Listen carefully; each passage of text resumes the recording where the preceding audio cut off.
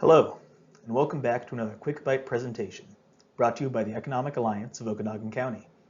My name is Mason Duke, and today we'll be discussing common sense cybersecurity. Why should we worry about cybersecurity? In the digital age, business operations and transactions increasingly occur partially, if not exclusively, online. It's a rare business now that doesn't have a website, email, social media presence, online banking and bookkeeping, or all of the above. Furthermore, rapid changes in technology, such as the advent of generative AI, can be difficult to keep up with. Hackers and scammers are always adding new tools to their repertoire, and they can and will target businesses of any size. In fact, small businesses can be especially vulnerable to cyber threats because they lack the resources to implement sophisticated cybersecurity measures.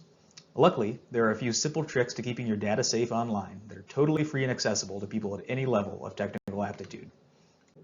Let's begin by discussing phishing. The term phishing refers to an assortment of fraudulent attempts to steal personal information online. Phishing scams may take the form of false emails, text messages, websites, links, or downloads. They're incredibly common and vary widely in character, but to the trained eye they can be identified without too much trouble. One familiar form of phishing occurs by email. Phishers often send scam emails impersonating other people or even companies, intending to either extract information from you directly or trick you into following a link or clicking on something that downloads spyware to your device. These emails may look official at first glance, but logos and fonts are easy to counterfeit. Look closer and you'll spot the tells. First, check the email address. It's much harder to fake than the name and logo, so see if it matches up with what you expect. Official emails tend to be pretty simple. Mine, for instance, is just my first name at my organization's website. If instead you see a long string of letters and numbers, or a name that doesn't match who the sender says they are, that should set off alarm bells. Also keep an eye out for atypical amounts of spelling and grammar mistakes, missing punctuation, and things of that sort. These scamming operations are often run out of foreign countries by people who don't speak English as their first language. Expect them to make threats or express urgency. Your account is being suspended, the offers are expiring. They're trying to panic you so that you rush and stop thinking clearly. Regardless of what's promised or threatened, be very careful about clicking on links. Remember that you can always hover over them with your mouse to see if they'll actually take you to where they claim. This graphic nicely summarizes a lot of the things I just mentioned and is useful for reference.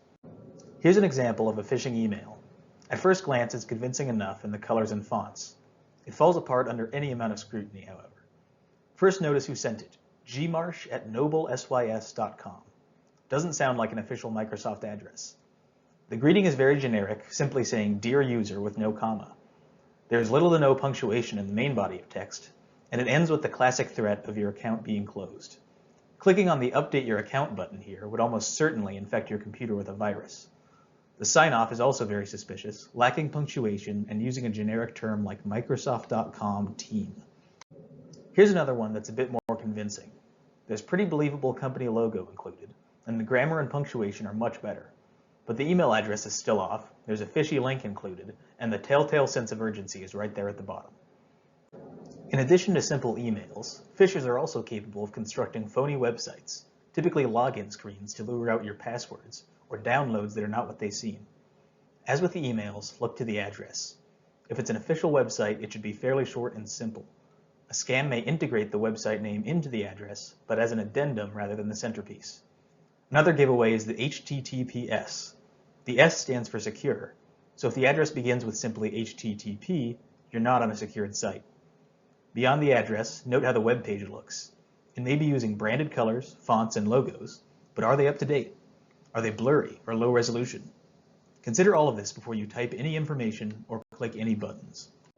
Here's an example of a fake Facebook page. Look to the address line. It's an HTTP rather than an HTTPS, and it says ripway.com.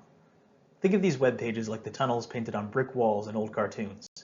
Their outer layer is there to draw you in and deceive you as to what's really underneath.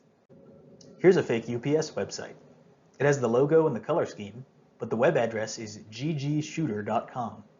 As with the emails, it's using a false sense of urgency to bait you into clicking the survey link.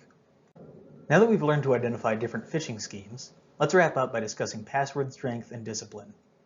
Phishers count on you voluntarily giving them your information, or infecting your computer with a virus that can give it to them. But hackers can compromise your accounts by breaking passwords and steal your data that way. To make things harder for them, exercise strict discipline with your passwords and keep them strong. Resist the temptation to use the same password for everything. It's like keeping all of your eggs in one fragile basket. A unique password for every account is desirable, especially so for things like banks or other accounts storing financial information. These passwords should be a minimum of 8 characters, but longer is always better. Mix it up too, incorporating upper and lowercase letters, numbers, and symbols. This makes them much more difficult to crack. They can still be broken over a long enough period of time, however, which is why it's also important to change passwords regularly, at least every 180 days. When passwords are changed, they should be replaced by new ones rather than recycled varieties. It can be difficult to remember distinct and sophisticated passwords for every account, so consider keeping a physical password book as a memory aid. I recognize that it's a lot of work to go to, but massive data breaches are increasingly a fact of life. It's vital for a business to protect its assets and mitigate digital risk however it can, even if that means extra maintenance on the password end. This chart depicts current time estimates for different passwords to be broken by hackers. As you can see, longer is always better, provided that there's a good mix of letter cases, numbers, and symbols.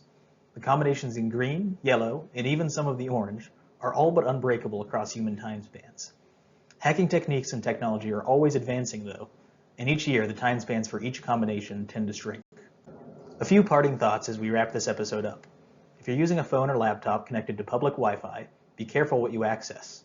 Public Wi-Fi connections are not very secure, and your every online movement can be tracked. On critically important accounts, consider two-factor authentication, in which a unique passcode is emailed or texted to you in order to sign in, for maximum security. And if you'd like some more practice spotting phishing scams, head on over to www.opendns.com/phishing-quiz to put your abilities to the test. And if you have any questions, remember that the Economic Alliance welcomes inquiries by phone, email, or walk-in. I'm Mason Duke, and I'll see you next time.